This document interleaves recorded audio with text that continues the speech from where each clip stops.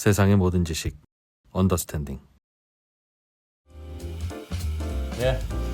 자, 언더스탠딩 시작하겠습니다. 요즘은 그 전 세계의 G2로 불리는 나라 네? 중에 1등 미국. 음? 그래서 벌어지는 일이 너무 재밌다 보니까 네. 막- 2등을 너무 우리가 등한시했나요? 네, 의사하는데 막 총알 날아가고 막 그러니까 너무 재밌는 거지. 그러고 나서 뭐 대통령 후보 그만둔다고 그러고 네, 뭐 네. 야, 진짜 재밌어요. 예. 지금 박진감 넘치는 미국. 그러다 보니 살짝 가려져 있는 나라가 중국인데. 중국에서 무슨 일이 있는지는 또 우리가 못 챙기고 있었네. 그렇습니다. 최근에 삼중전회라고 뭐 중요한 의사결정을 하는 예. 회의도 있었는데 또 무슨 얘기를 했는지 잘 모르겠어요. 그리고 중국은 무슨 회의 이름을 그 관심 안 가게 지어. 발표문도 봐도 무슨 말인지 잘 모르겠어요. 일부러 그러는 것 같지 않아요? 관심 갖지 말라고? 그래서 오늘은 삼중전회 얘기도 좀 들어보고 중국의 요즘 고민이 뭐고 네, 그래서 네. 중국이 하고 싶어하는 게 뭔지 또 너무 그동안 관심이 없었나? 중국에 대해서 좀 배워보겠습니다. 중국 하면은 또 이분 한 분이죠, 그냥 대한민국. 그렇습니다. 원탑이지 원탑. 그렇죠. KB증권의 박수현 팀장님 네. 모시고 어서 오십시오. 오랜만에 중국 얘기 네. 들어볼게요. 어서 오십시오. 안녕하세요. 네. 중국. 박수현 팀장님이 섭외 안 될 때마다 다른 중국 전문가들을 그냥 부지런히 수소문해서 인터뷰하는 거 아시죠? 아유, 저보다 훌륭하신 분들이 많아서 네, 초대해 주셔서 아유, 감사합니다. 아닙니다. 박수현 팀장만 나오신다고 하면 그냥 저희는 네. 박수현 팀장하고만 이야기하고 싶어. 그렇습니다. 삼중전회 최근에 삼중전회라는 회의가 있었는데 진짜 무슨 말인지 모르겠어요.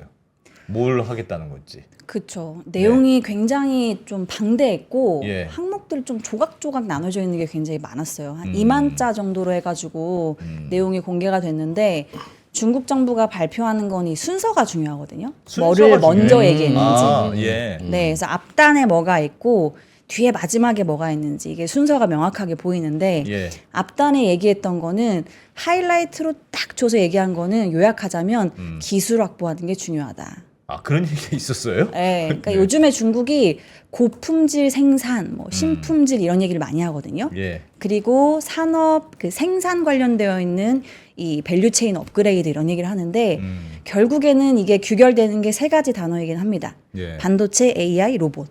이 세 개에서 세 가지 카테고리 안에서 중국이 얼만큼 빠르게 미국 견제에도 불구하고 기술력을 확보할 것인가. 이게 삼중전회에서 중요한 키워드였다고 보시면 돼요. 그래서 과학 관련되어 있는 인재 양성이 너무 중요하다. 기초과학 이런 것들. 그런 얘기가 굉장히 앞단에서 많이 빈도 높게끔 발표가 됐고 우리 입장에서는 중요한 게 중국 소비긴 하거든요. 예. 네, 근데 소비에서는 중국은 부동산 빼놓고 말할 수가 없는데 그렇죠. 부동산은 굉장히 후순위였습니다. 한 5페이지 정도 분량이었는데 예. 거의 마지막에 얘기가 됐어요. 아 맞다 부동산. 그게 관심 없다는 뜻이에요? 여전히? 네, 그러니까 후순위에 있고 부동산도 대단히 대규모로 부양을 하고 소비를 자극하고 이러한 뭐 프레임이 아니고 예. 관련되어 있는 리스크나 문제점들을 좀 우리가 해결할 필요가 있어. 이 정도 톤이었습니다. 그래서 중국 시장이 3주년에 끝나고 굉장히 안 좋았어요. 왜냐하면 중국은 전체 경제에서도 비중이 제일 큰 게 소비이고요. 예.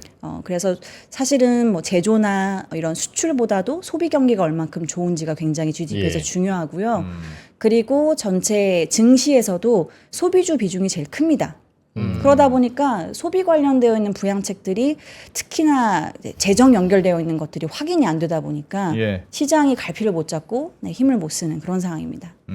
부동산은 걱정을 안 하는 거예요? 아니면 뭐 대책이 없어요? 그렇지는 않을 거고 냅둬도 일단 된다는 뜻인가? 그런가? 아니면 뭔가 이번 기회에 좀 아파도 고쳐야 된다는 뜻인가? 어떻게 판단하세요? 아파도 고쳐야 되는데 문제가 좀 심각해지는 부분들이 있으니까 예. 왜냐하면 부동산 문제가 금융권으로 조금씩 옮겨가기 시작했거든요. 예. 그래서 이거를 좀 해결은 해야겠는데 어떡하지라고 해서 고안해낸 방안이 정부가 직접 좀 부동산 재고를 사주고 이런 것들을 계속해서 발표를 좀 하고 있거든요. 예. 이런 것들을 지난해부터 사실 좀 힘주어서 여러 가지 방안들을 얘기했는데 그러다 보니 부동산 지표가 조금씩 좋아지고 있기는 합니다. 예. 근데 좋아지는 게 마이너스였던 게 막 플러스로 10, 20% 가는 건 아니고 마이너스 폭을 조금씩 줄이곤 있어요. 그래서 예. 제가 가져온 차트 조금만 말씀드리면은 네. 지금 중요하게 부동산에서 네 가지 보는 제가 차트들 정리해서 왔는데 첫 번째 차트는 좀 헷갈리실 수는 있어요.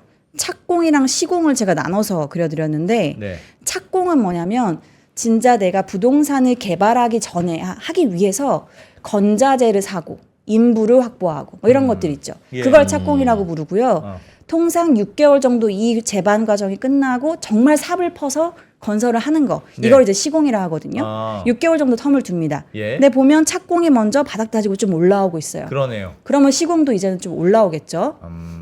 그러니까 디벨로퍼들이 이제부터 조금씩 문제를 해결할 수 있는 어떠한 도움에 의해서 착공과 시공이 조금 해결될 수는 있다라는 게 보이는 거고 예. 다음 차트 옆에 있는 거 보시면은 30대 도시 기준으로 그러니까 주택 판매 면적도 마이너스 폭을 좀 줄이기는 합니다. 예.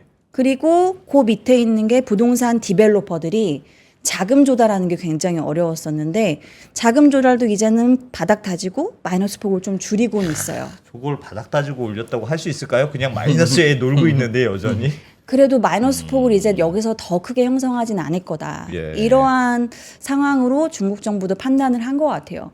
그래서 궁극적으로는 중국은 디벨로퍼들이 제때 준공을 하지 못한 문제들 때문에 이 사실 여러 가지 가격에 영향을 줬던 건데 그래서 마지막 차트 보시는 게 가격인데요. 네. 가격이 여전히 빠지고 있지만 빠르면 3분기 말, 늦으면 4분기 초 정도에는 그래도 횡보 정도 가격이 여기서 다 빠지진 않겠다. 이러한 판단들을 좀 한 게 아닌가 싶습니다. 예. 그러니까 부동산 문제는 이제는 뭐 우선순위에 있는 건 아니고 조금 후순위에서 우리가 리스크를 조금 더 어떻게 해결할 건지 이 정도의 초점을 좀 맞추는 것 같아요.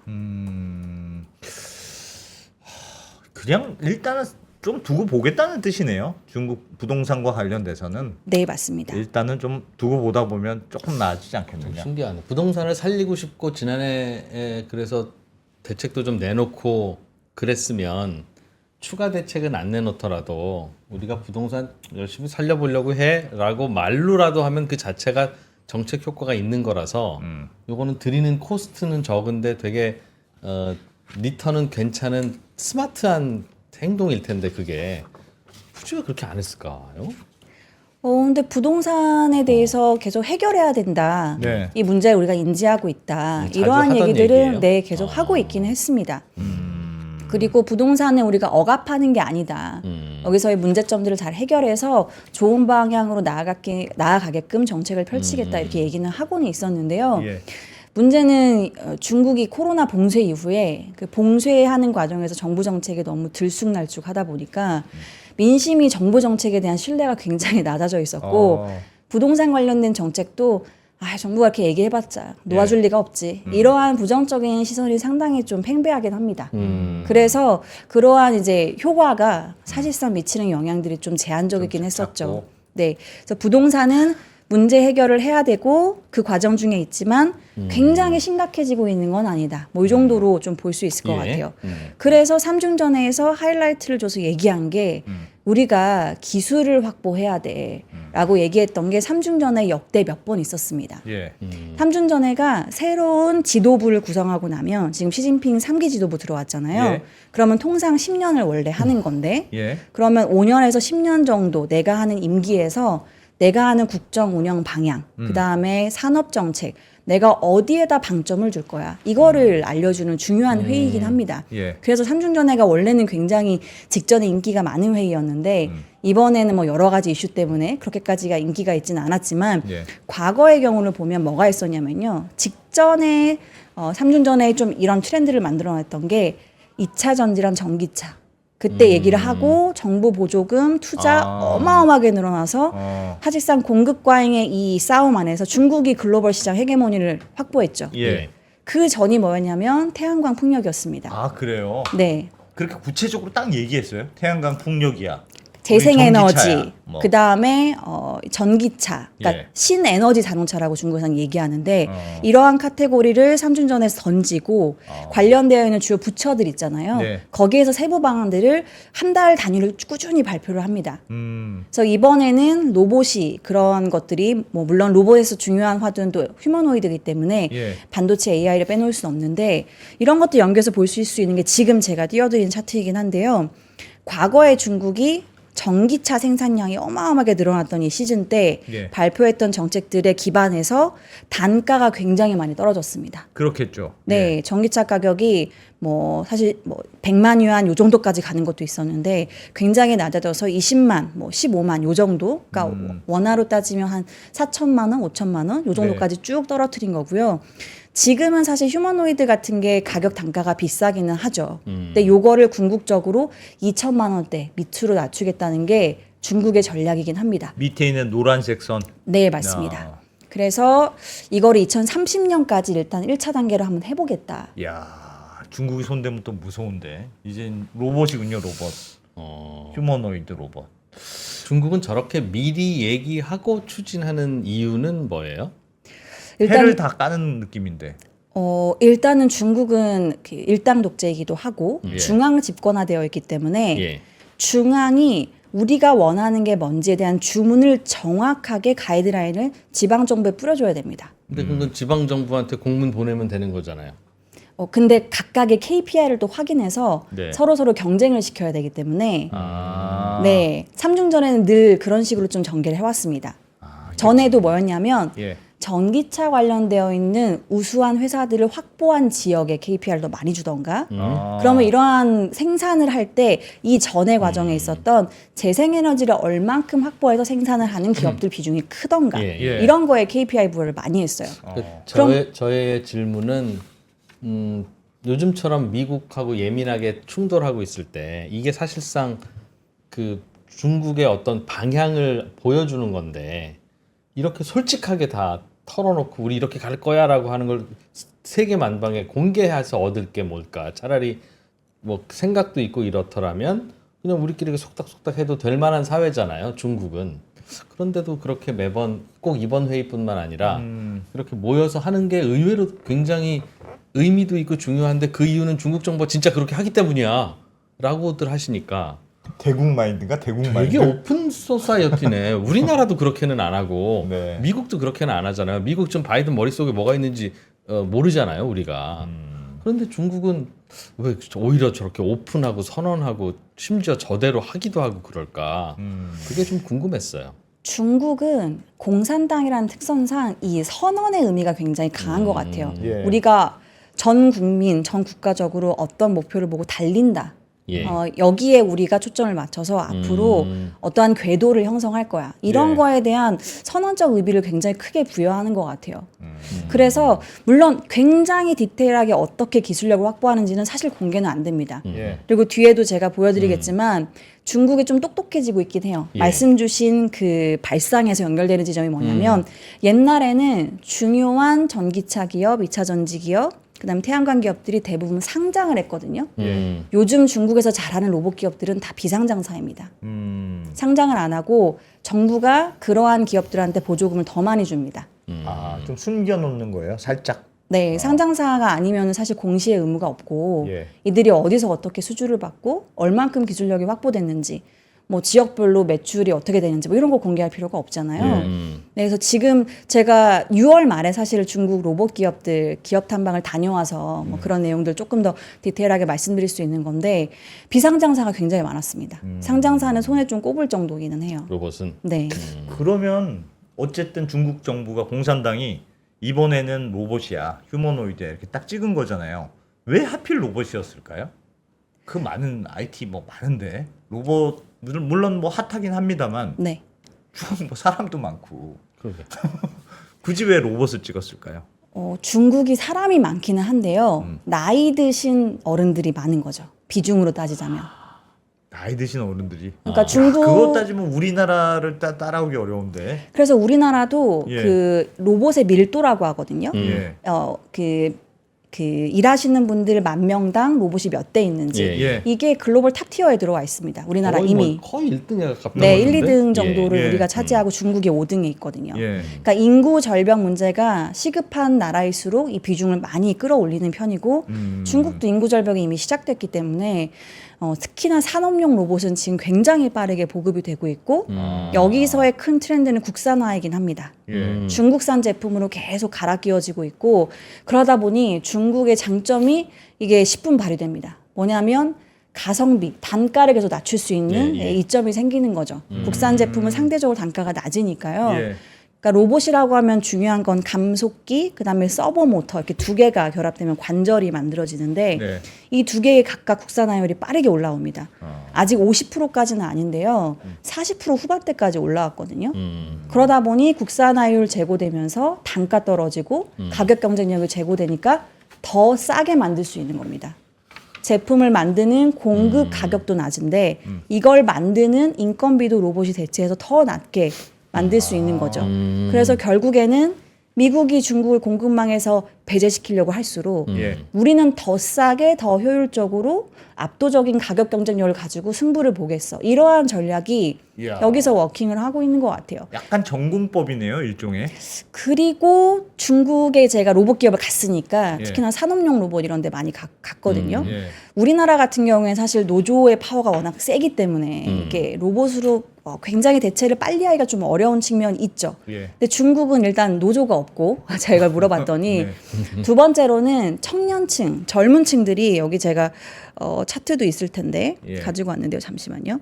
중국의 청년층이 선호하는 직종을 보면요. 생산직 선호하는 비중이 거의 없습니다. 그러니까 생산 라인에 이렇게 안 서가지고 가는구나. 고된 일을 안 하려고 하는 거죠. 차라리 그러면 탕핑족, 우리나라 뭐 M4 세계처럼 예. 그냥 누워서 아무것도 안 하지. 내가 굳이 그 힘든 일을 하지 않겠다라는 비중이 훨씬 높아요. 그러다 보니 국가적으로도 이게 성장 전략이 굉장히 중요한 산업이 된 겁니다. 대졸자 취업이 그렇게 안 된다고 하는데도 생산직은 안 한다는 거군요. 안 하는 거죠. 우리하고도 비슷하네요. 네, 비슷합니다. 대졸자들은 많이 생겼고 거기도 취직은 어려워도 생산직은 안 가. 그걸 로봇 해야겠다. 로봇. 외국인을 수입하거나 이렇게 뭐 그런 쪽으로는 전혀 생각 안 해봐요, 중국은. 중국 가서 일하고 싶어요? 본인이라면? 별로 안 하고 싶네. 외국인들이. 그러네. 그러니까 로봇이 필요하다. 알겠습니다. 뭐 로봇을 제조하는 데 있어서 중국의 강점, 앞서가는 점, 얼마나 잘할까요? 그게 모르겠네요. 그게 뭐예요? 그러니까요. 중국이 로봇에 대해서 제가 가기 전에 스터디를 하긴 했지만 실질적으로 얼만큼 투입을 하고 있을까, 기술력을 뭐 얼마나 가지고 있을까, 뭐 이런 고민들을 좀 많이 하긴 했습니다. 예. 근데 중국이 로봇을 개발해야 되는 여러 가지 이제 이유와 기술력 같이 연결해서 좀 보자면 예. 아까 첫 번째로 블루칼러, 그러니까 생산직에서의 인구 감소를 대체하는 게 1번이 있는 거고요. 예. 두 번째로는 기술력은 조금 더 뒤에 말씀드리고 중국이 제가 이번에 방문했던 산업용 로봇 기업들, 기본적으로 6축 정도의 이 축을 가지고 있는 로봇 기업들을 많이 다녀왔는데 그 기업들이 대부분 했던 공통된 얘기는 뭐였냐면 고객사는 동일한데 납품하는 지역이 많이 바뀌고 있다는 거예요. 그게 무슨 말이에요? 그러니까 예를 들어 BYD라는 전기차 기업에 우리가 똑같이 산업용 로봇을 공급하는데 예. 멕시코 공장에 확보를 해줘. 이렇게 얘기를 한다는 거예요.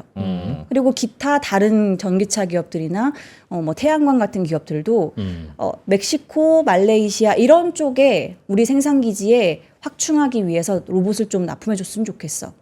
고객사는 같은데 지역에 달라졌다. 뭐냐면 IRA 우회하기 위해서 중국 기업들이 굉장히 해외로. 많이 해외 생산 기지를 확장하고 있다라는 거예요. 그래서 지금 보여드린 차트 보시면 되는데 그래서 이제 이해돼서 중국인 직원들을 쓸 수가 없구나. 네, 맞습니다.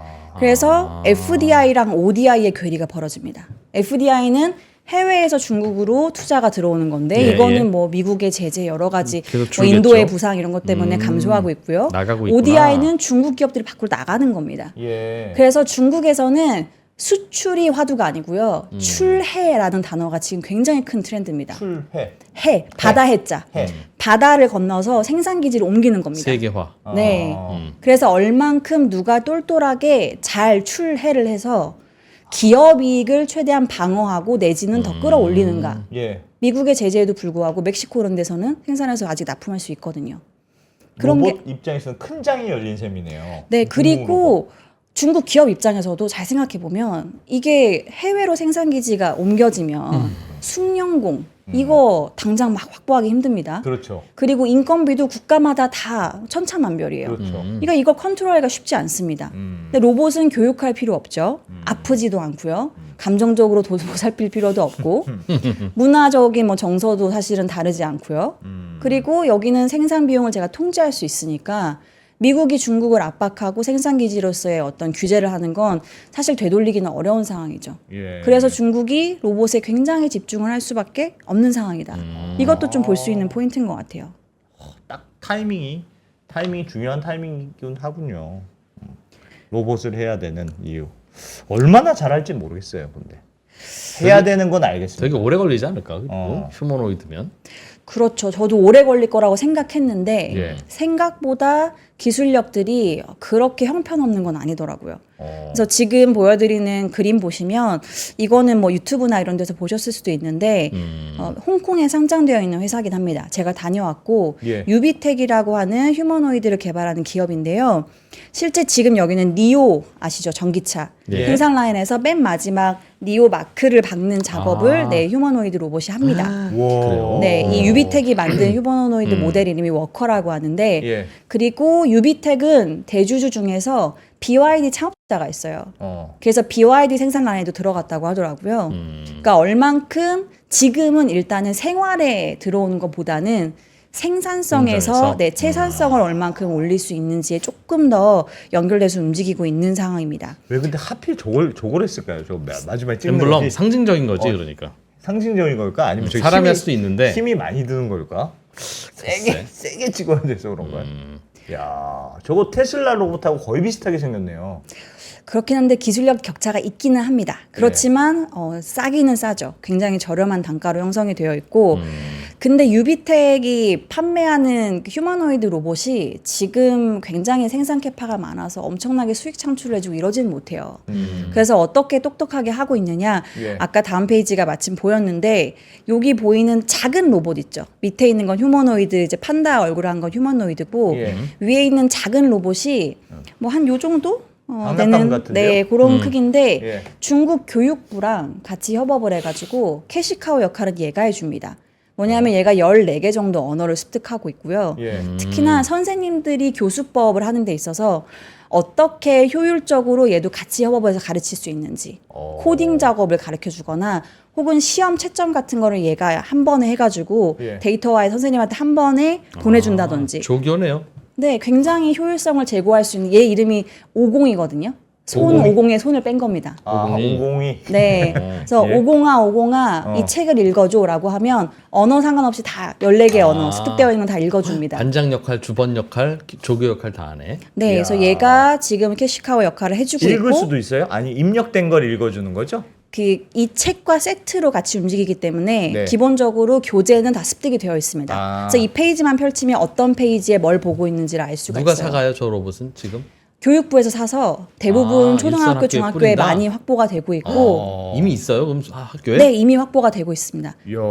지방 정부별로 좀 더 예산이 많은 지역에 상대적으로 많이 확보를 해서 보급을 하고 있고요. 대단하다. 네, 이미 중국에서는 보급이 굉장히 좀 잘 되어 있는 모델이긴 합니다. 저런 걸 해야지. 우리는 태블릿 PC나 주고.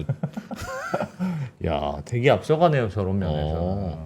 네, 그리고 그 다음 로봇은 네. 용접용 로봇이기는 해요. 이것 좀 재밌긴 했습니다. 음. 얘는 생산 라인에서 용접을 하는 건데요. 예. 용접이 일단 일이 굉장히 고되고 단가가 상대적으로 높다고 하더라고요. 그래서- 인건비가 비싸죠. 네. 용접이. 근데 용접이 원래는 중국 이 카이얼다라고 하는 중국 과창판에 상장되어 있는 회사인데 원래는 용접을 하는 맨 밑에 부품만 만들었었는데요.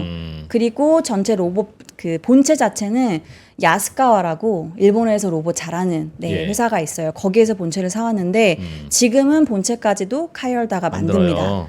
그리고 용접을 할 때 굉장히 재밌었던 게 마지막 그림인데요. 예. 용접을 하는 앞에는 소재가 다 다를 수 있잖아요. 뭐 어떤 네. 건 알루미늄이고 예, 어떤 건 그렇겠죠. 철강이고 그렇죠. 그러면은 고도, 높이와 이 열의 강도가 다 달라야 되잖아요. 그렇지, 예. 이걸 소프트웨어를 공부시켜 습득시켜서 구분해서 하게끔 합니다. 그러니까 이게 보고, AI 자기가 기능이 보고. AI 기능이 들어가는 거죠. 그래서 이런 것들은 기술력이 상당히 앞서 있다라는 게 좀 느껴졌고 이 회사는 제가 그 생산 라인 전체를 찍게는 못 해가지고 제가 예. 못 찍었는데 정말 스마트 팩토리를 운영하고 있더라고요. 생산 라인 하나당 사람이 1명, 2명밖에 없습니다. 그렇지. 로봇 만드는 회사니까 로봇을 잘 활용했겠죠. 네, 운반도 이 그 로봇이 하고요. 예. 그 다음에 이 모터나 그 바퀴가 달린 로봇이 생산이 왔다 갔다 하면서 필요한 것들을 계속 보급해주고 이러한 역할들을 하고 정말 에러가 떴을 때 사람이 직접 가서 보수해야 되는 것들 그런 것들만 사람이 하게끔 굉장히 인력 효율화를 잘해놓은 상태였습니다. 저 네. 로봇을 만드는 회사가 네, 이 회사는 용접용 로봇을 하지만 그러한 로봇까지도 다 기술력을 확보는 하고 있더라고요. 이야. 저기서 저런 걸 만들어 판다는 건 수요가 많다는 뜻인데 진짜. 네, 근데 그게 대부분 어디 가냐? 여기도 똑같이 다른 해외로 나라로. 간다. 네. 아, 해외. 중국에서 산을 만드는 거였으면 그냥 용접공 시켰을지도 모르는데 네. 해외로 보내야 되니 말도 안 통하고 뭐 그런 직원 뽑아서 고생하느니 가능하면 로봇으로 채우자.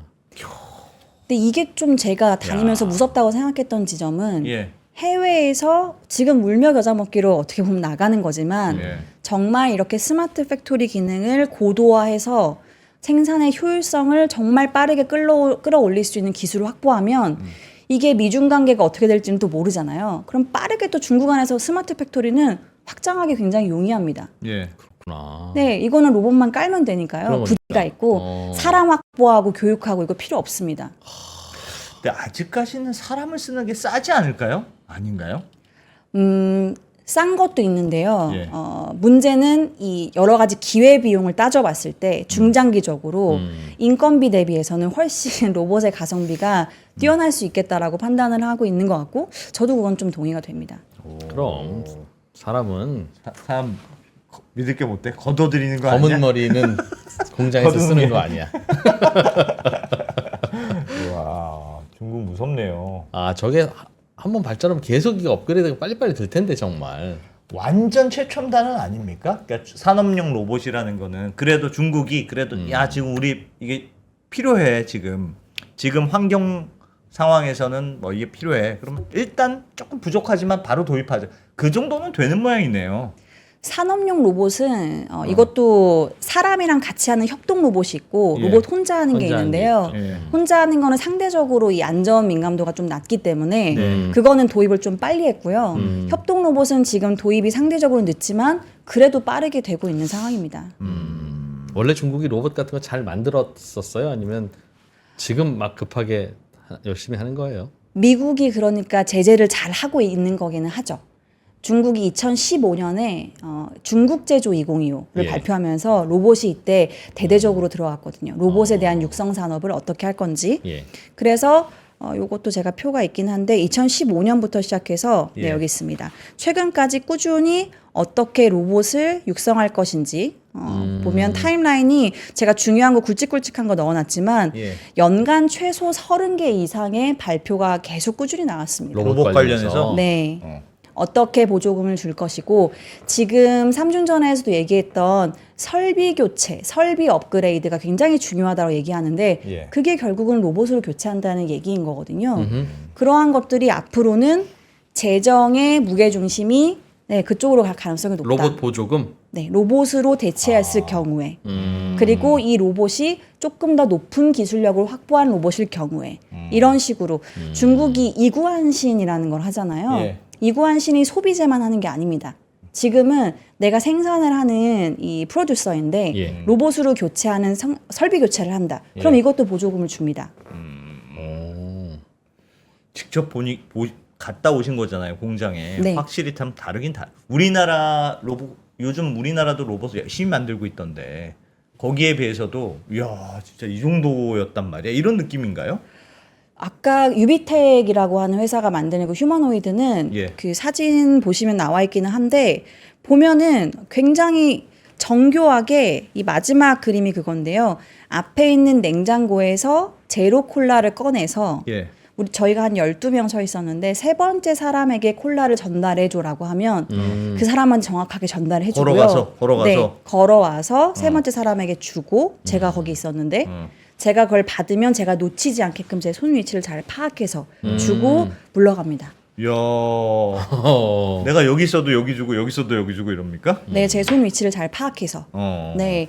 그래서 이 냉장고 위치 문을 열고 이 콜라가 캔이기 때문에 찌그러지면 안 되잖아요. 이 악력을 적절히 확보해서 야. 이러한 것들이 기술력이 굉장히 뛰어나더라고요.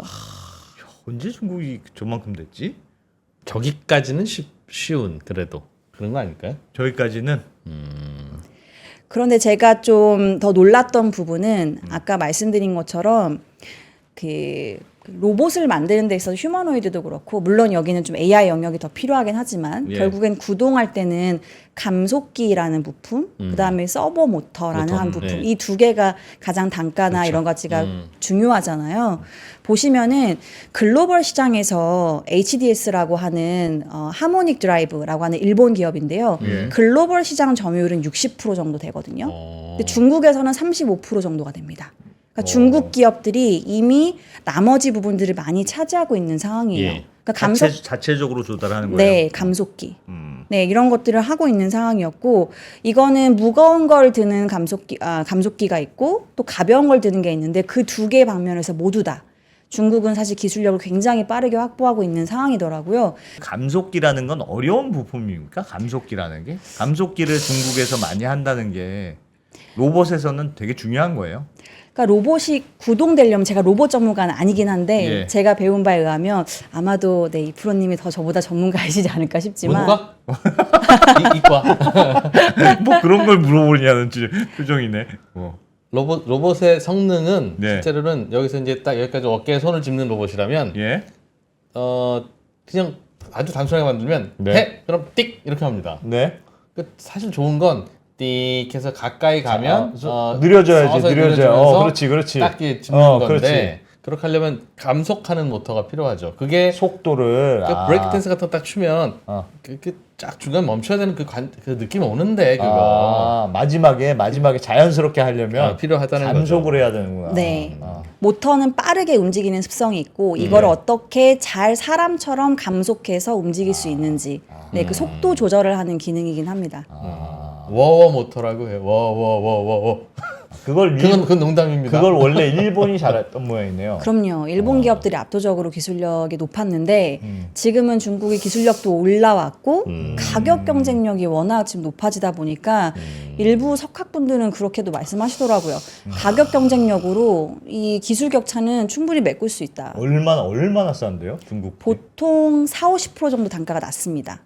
완전 반값이네요. 네, 중국 기업들이 공급하는 야. 감속기나 서브모터 가격이 그 정도 가격대에 형성이 되어 있어요. 그러니 완제품인 로봇도 더 저렴할 수밖에 없는 거죠. 그렇군요. 그런 걸 하려고 하는 거지. 미국이 못하는 걸 먼저 좀 해보겠다는. 중국이 왜 태양광이나 다른 것도 중국이 내부적으로 과잉 생산해서 가격을 어마어마하게 떨어뜨린 다음에 그게 이제 전 세계로 뻗어나가면서 시장이 막 망가지잖아요. 중국 회사만 남고. 로봇도 그렇게 될까요? 로봇도 지금 말씀하신 대로 반가격인데 지금은 내수 중심일 텐데 네. 이 중국 로봇이 하여튼 우후죽순 생겨요. 그럼 내부적으로 또 과잉 생산이 될 거 아닙니까? 그러면 이게 또 밖으로 퍼지고 그러면 우리나라 로봇 회사들도 그냥 그 가격에 그냥 뜨악하고 반값이라고 우리는 죽었다 깨어도 그 가격은 못 맞추는데 이런 일이 벌어질까요? 그걸 정확히 노리고 있는 것 같아요. 그래서 사실은 지금 보여드리는 요 차트도 저희가 굉장히 이렇게 노가다라고 하죠. 여러 가지 데이터를 뒤져가지고 만든 건데 예. 각각 로봇별로 필요한 밸류 체인들이 얼만큼 국산화율이 되어 있는지 여러 가지 각도로 저희가 확인을 해서 그려본 건데요. 네. 뭐 정확도가 굉장히 높다라고 말씀드리긴 어렵지만 저희가 확인할 수 있는 데이터에 한해서 예. 보면 국산화가 되어 있는 부품들이 꽤 많이 늘어나고 있습니다. 그래서 이게 국산화율이 정말 정점을 이제 거의 형성하는 그 단계가 되면 단가 싸움은 정말 힘들어지는 구간에 들어올 수 있겠죠. 저게 그러니까 위에 있는 배터리는 거의 60% 정도 국산화가 된 거고. 네, 그런 2차 전지 식으로 연결되는 보면 되는 거죠. 거죠. 네. 중국 입장에서의 국산화율이죠. 맞습니다. 국산. 야, 아직도 낮은 건 좀 있네요. 촉감 센서 이런 거는 아직은 좀 어려운가 봐요. 아직은 만들기가. 네, 기술력이 그런 쪽은 좀 낮긴 하지만 예. 할 수 있는 범위 내에서 최대한 먼저 하려고 하는 거고 그리고 궁극적으로 국산화율을 끌어올려서 굉장히 위험한 발상일 수는 있지만 사실은 하고자 하는 장기 방향성은 저는 군사적인 목적도 있다고 봅니다. 로봇 군인. 네. 와. 단기적으로는 사실은 뭐 생산이나 여러 가지 뭐 인구의 감소 이런 것들을 대응하고 예. 중기적으로는 아까 미국의 제재에 대응해서 어떻게 생산 기지를 구축할 건지 예. 더 장기 시야로는 중국이 군사적으로 로봇을 어떻게 확보해서 활용할 수 있는지 이건 국산화율이 너무 중요하죠. 군사적으로 활용된다고 하면 미국은 무조건 중국으로 들어온 건 맞거든요. 네. 그건 왜 군사적으로 쓸 목적이 있을 거라고 생각하시는 이유는 뭡니까? 그건 로봇을 개발한다면 당연히 가는 수순인가요? 대부분 네. 그렇게도 그렇게. 쓸 수 있으니까. 이미 지금 뭐 러시아 우크라 전쟁도 그렇고 네. 사실 이스라엘 하마스에서도 이미 로봇 정찰병이라든지 그 다음에 그 폭탄 제거하는 로봇 이런 것들은 도입이 되고 있더라고요. 예. 실제 적용이 되면 이거는 뭐 인명을 확실히 줄일 수 있고 손실 줄일 수 있고 당연히 사람이 투입됐을 때보다 효율성도 높아지죠. 예. 인간인지 아닌지 구별할 수 있는 이러한 AR 기술도 이제 도입이 될 거기 때문에 네. 최대한 내가 원하는 타깃을 제거하고 올 수 있게끔. 네, 이거는 사람이면은 오히려 힘들 수 있는 지점이 있기 때문에 그런 식으로 많이 접근을 하고 있는 것 같습니다. 야, 그럼 전기 또 모자라겠다. 전기. 저것도 전기로 움직여야 되니까. 그렇죠. 사람이라고 하는 게 들어보니까 사람은 그냥 팥빵 하나 주면 먹고 또 한 반나절 일하잖아요. 네. 그렇게 에너지 조금 줬는데도 그렇게 일하는 그 효율성이라는 게 뭐 로봇이나 이런 걸 가지고 인공지능도 신기하긴 하지만 사람이 하는 거 똑같이 하네? 하지만 사람이 쓰는 에너지보다 훨씬 많이 쓰잖아요. 로봇도 그렇겠는데 또 전기 모자라겠는데 그럼. 그래서 중국도 주식은 안 좋은데요. 전력기기 쪽은 주가가 좋습니다. 요즘도. 네, 수력 발전 뭐 이런 쪽 예. 주가 굉장히 좋습니다. 물론 고배당이라서 배당도 많이 주기는 하는데요. 배당도 주면서 주가도 좋으면 짱이잖아요. 네, 그래서 장강 뭐 발전이라고 해서 중국 수력 발전 이런 쪽은 예. 주가 굉장히 좋습니다. 장강 발전. 써놔야 돼 이런 거는. 써놔야 돼. 예. 그리고 중국이 이 기술력 확보에 굉장히 절실하다 보니까 목마른 사람이 더 우물을 깊게 파잖아요. 그래서 지금 보여드리는 페이지 보시면 특허 신청 개수도 글로벌에서 가장 많이 합니다. 와우.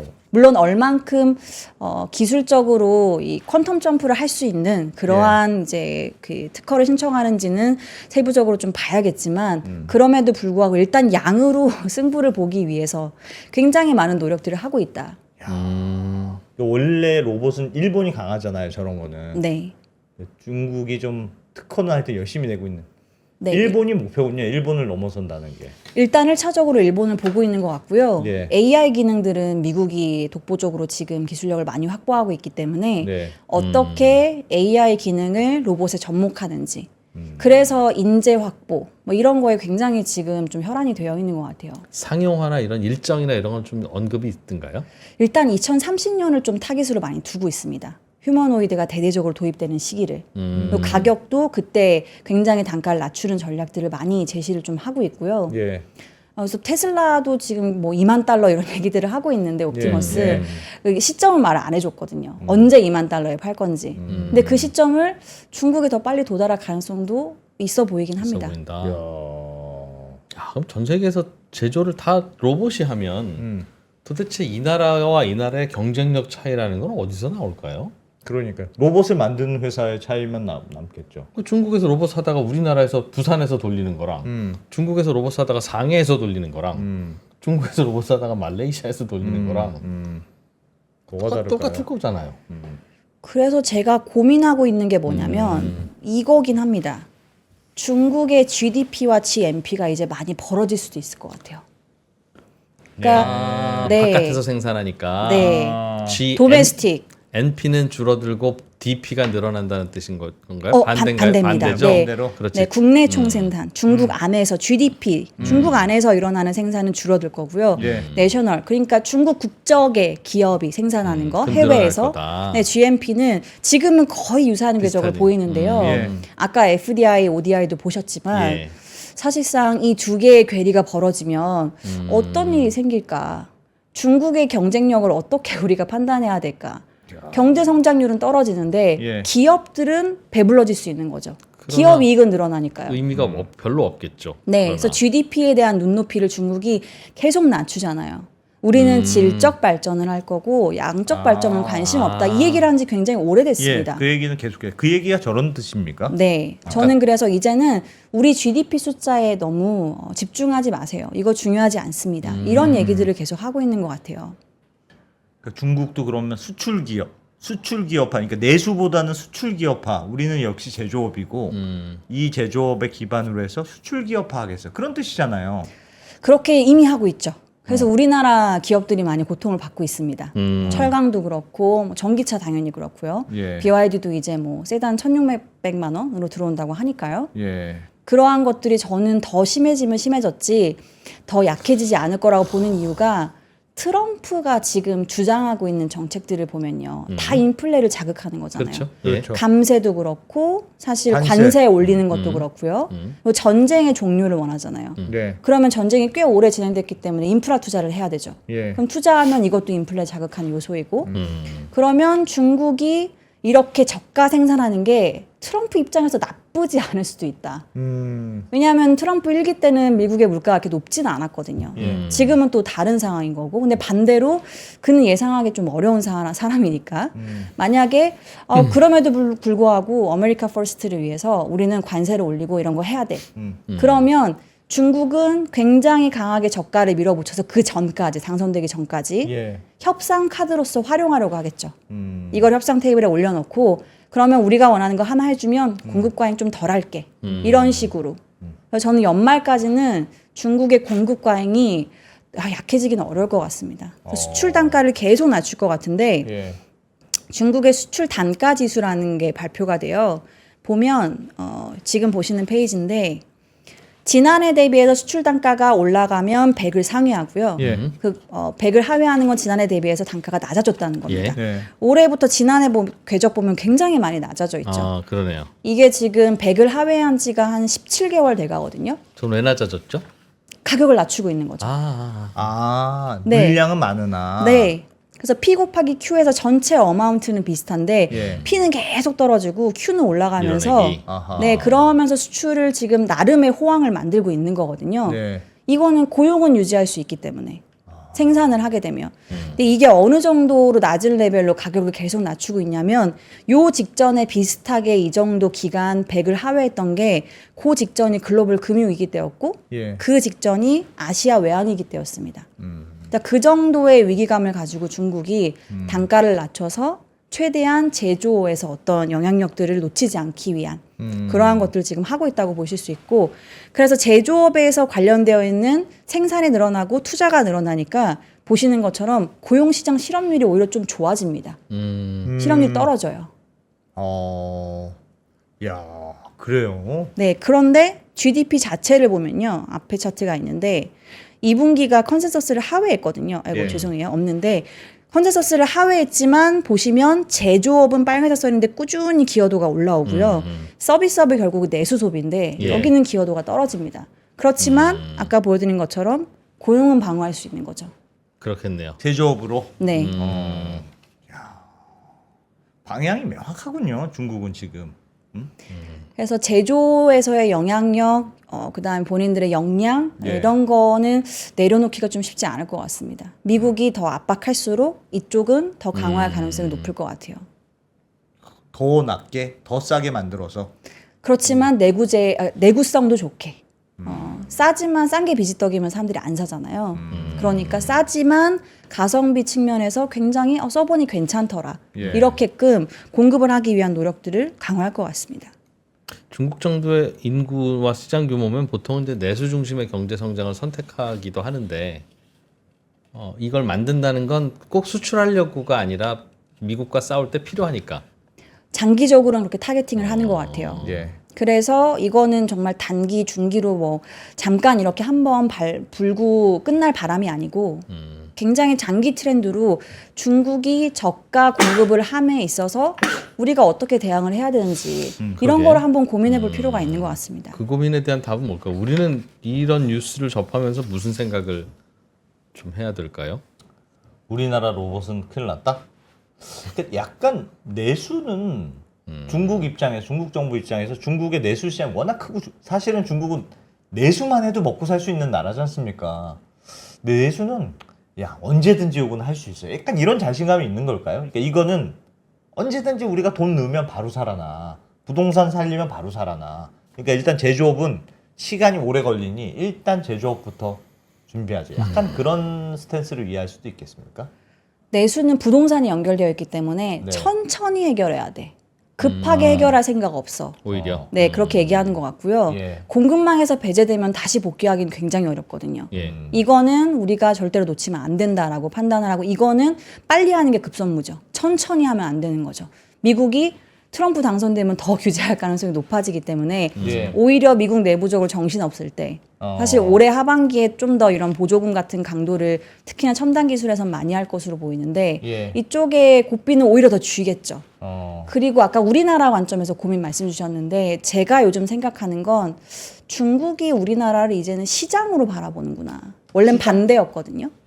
우리나라가 중국을 시장으로 봤습니다. 예. 우리나라가 물건을 만들어서 중국에 그렇지, 팔고 그렇지, 어, 그렇지. 그렇죠. 그리고 중국에서의 어떤 중간재 역할을 우리나라가 하고 예. 이런 거였거든요. 예. 이젠 반대가 될 수도 있겠다. 오. 중국이 팔고 우리나라가 산다. 네. 로봇 같은 건 한국 시장, 한국 기업들한테 팔면 되겠다. 이미 알퇴시가 그렇게 하고 있잖아요. 물론 소비재 카테고리들이 많긴 하지만 예. 알리, 테무, 쉬인 같이 그들이 저가 공급을 막 늘려서 지금 BYD도 들어오고 다 예. 들어오잖아요. 예. 그래서 이제는 좀 접근이 달라진 것 같다. 이들의 공세에서 우리나라 기업들이 내수 시장에서의 입지나 이런 것들이 어떻게 경쟁을 해야 될까 그런 고민들을 좀 그러게. 할 필요가 있는 것 우리도 같습니다. 뭘 팔아 먹어야 소비도 하죠. 진짜 동남아시아는 중국이 그냥 완전히 장악했더라고요, 정말. 제가 요즘 동남아시아 자주 가서 그런지 몰라도 정말 장악을 막 모든 공산품 할 때 전부 다 중국제예요. 공산품이야? 우리나라도 그렇죠. 다이소만 가도 어. 다 중국산 많죠. 대부분이 중국산이죠. 근데 그 중에서 굉장히 안 좋다라고 생각하는 것들 비중이 사실 최근에 이렇게 높진 않죠. 물론 뭐 테무에서 1,000원짜리 우산 뭐 이런 건 좋다고 볼 수는 없지만 저희가 기본적으로 핸드폰 액세서리 들어가는 거 예. 대부분 메이드 인 차이나잖아요. 애플 부품도 사실 그런 것들은 그렇죠. 대부분 네. 중국에 생산하기 때문에 정품조차도 예. 그래서 그런 것들은 좀 고민을 좀 진지하게 해봐야 되지 않을까. 저도 여기서 답을 내리기는 어려울 것 같은데요. 예. 그런 생각을 좀 들었습니다. 다녀와서. 제조업의 대명사였고 로봇 점유율 보급률이 세계 1위에 근접하는 한국이 중국한테 그냥 그대로 복사당한다. 중국이 그렇게 금방 될 것 같다. 는 거라면 우리가 제일 위협을 느껴야 되는 뉴스네요. 그럴 수 있을 것 같아요. 최종적으로 저희가 경쟁을 하는 기업들이 굉장히 많기 때문에 네. 네, 일본 포함해서 어. 네, 그런 것들은 좀 경계심을 가질 필요가 있지 않을까라는 생각은 좀 듭니다. 큰일 났네. 전기료도 쌀 텐데 중국은. 요즘 우리나라가 산업용 전기료가 많이 올라갔잖아요. 예. 예전에는 그래도 좀 우대도 해주고 그랬는데 국민들이 야 나도 에어컨 못 키는데 왜 공장 전기는 저렇게 싸게 줘? 하는 바람에 많이 올라가서 실제로 전기 많이 쓰는 공장들은 밖으로 다 나간대요 요즘. 중국은 일단 생산을 한다고 하면 생산용 전기는 가격을 굉장히 더 낮춰주는 측면이 있고 예. 정부가 육성하는 산업을 종사하면 감세도 굉장히 많이 해주는 편이고요. 그래서 이러한 기업들도 나오는 것 같습니다. 지금 마지막으로만 시간이 없으니까 예. 보여드리면 우리나라에도 연결이 좀 되어 있는 기업이긴 하죠. 이항이라고 예. 주가의 아픔을 많이 겪으신 분들도 계신 것 같아요. 네. 얘가 급등 급락을 좀 겪었던 기업이어서 이게 자율주행 항공기를 만드는 회사거든요. 예. 자율주행이라고 말하는 이유는 주요하게 이제 피어들 글로벌에서 비슷한 비즈니스를 하는 기업들 이렇게 쭉 모아놓은 걸 보면 대부분이 다 파일럿이 있습니다. 조종사가 있는데 여기는 조종사가 없어요. 오, 승객만 탑니다.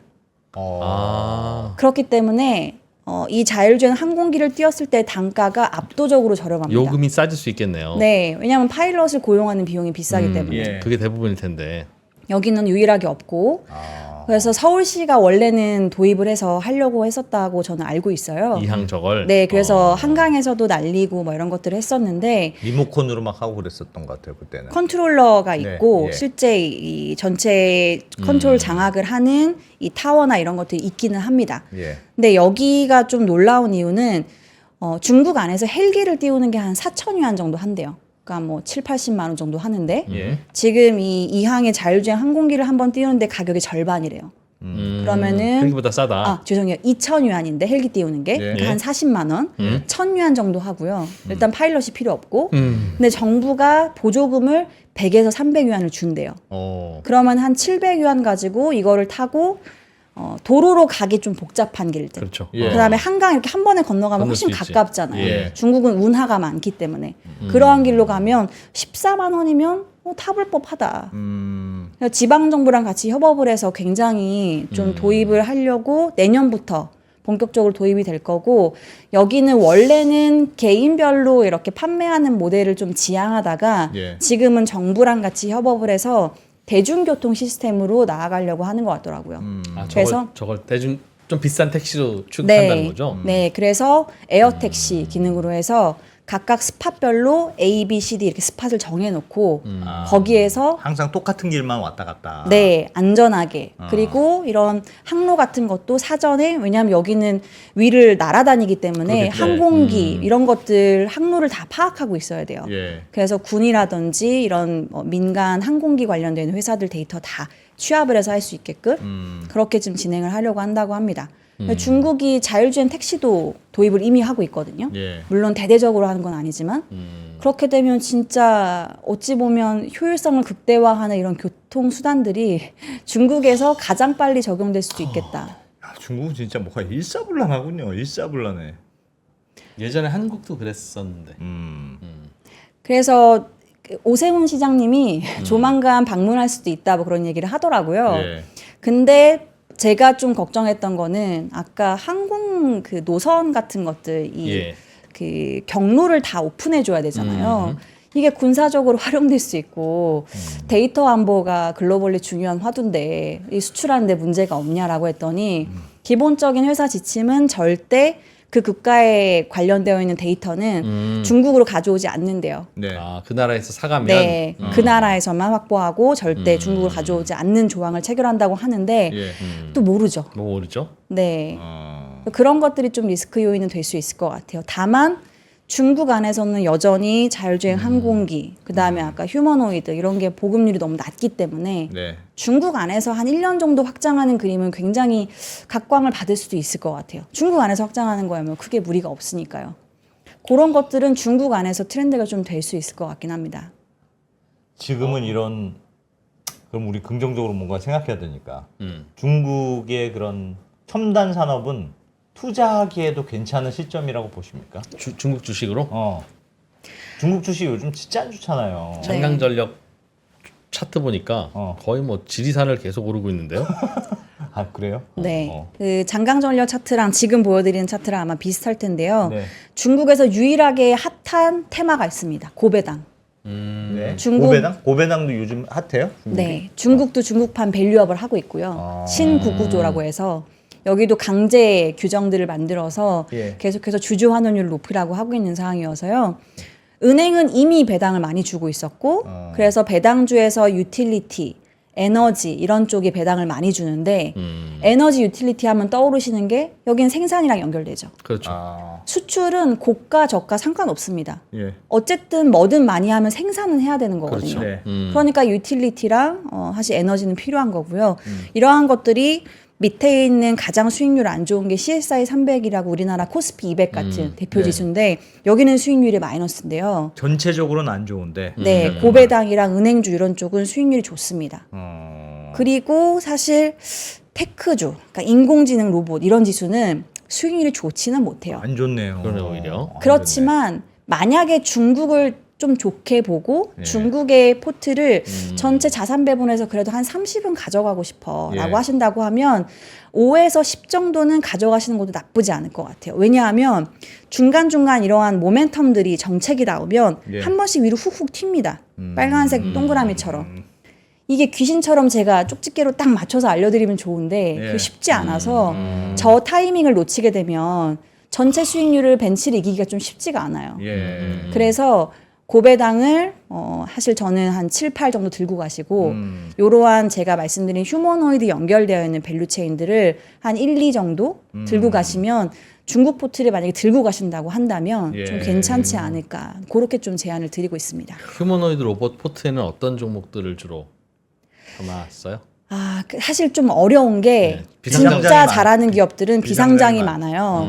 상장사들이 많진 않고 유비텍이라는 기업이 이제 휴머노이드를 하고 있고 예. 그 다음에 결국엔 휴머노이드는 AI를 가야 되기 때문에 AI 관련된 밸류 체인들이 굉장히 많이 있거든요. 예. 그리고 만약에 필요하시면 저희 회사 홈페이지 들어가시면은 이 인공지능이랑 로봇 관련되어 있는 ETF들 저희가 좀 정리해 놓은 게 있어요. 그러니까 아이게 밸류 체인을 바스켓으로 담아 놓은 거죠. 예. 그럼 이런 것들 해외 중국 거, ETF. 중국 것, 네, 중국 것들. 그게 국내 상장 ETF예요? 중국에 상장되어 있는데 ETF 커넥트가 돼 있어서 직접 해외 주식처럼 우리나라에서 매매가 가능하십니다.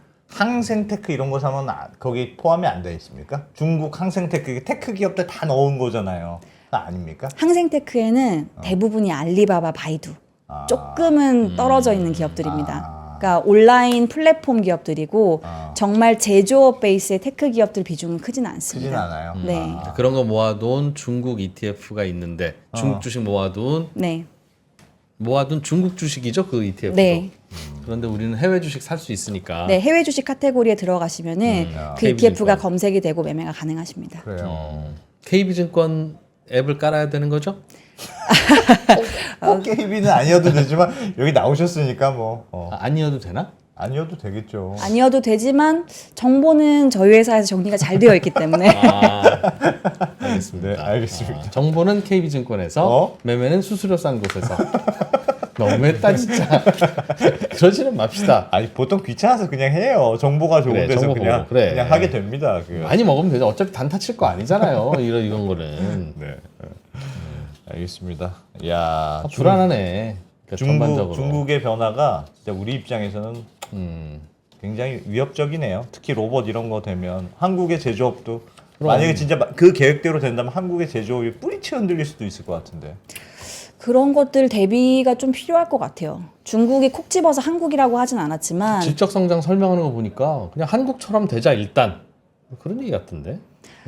네, 기술력이나 어떤 이런 가성비 측면에서 우리가 결코 뒤처질 가능성은 매우 낮다. 이렇게 생각을 기업들 자체적으로도 하는 것 같아요. 아니 그 로봇 청소기 보세요. 로봇 청소기 전 세계 이미 1위야. 중국산이 좋아요. 네, 로보락 테크놀로지라고 상장되어 있는 회사인데요. 우리나라 신혼 그 혼수 물품 1위라고 제가 들었던 것 같아요.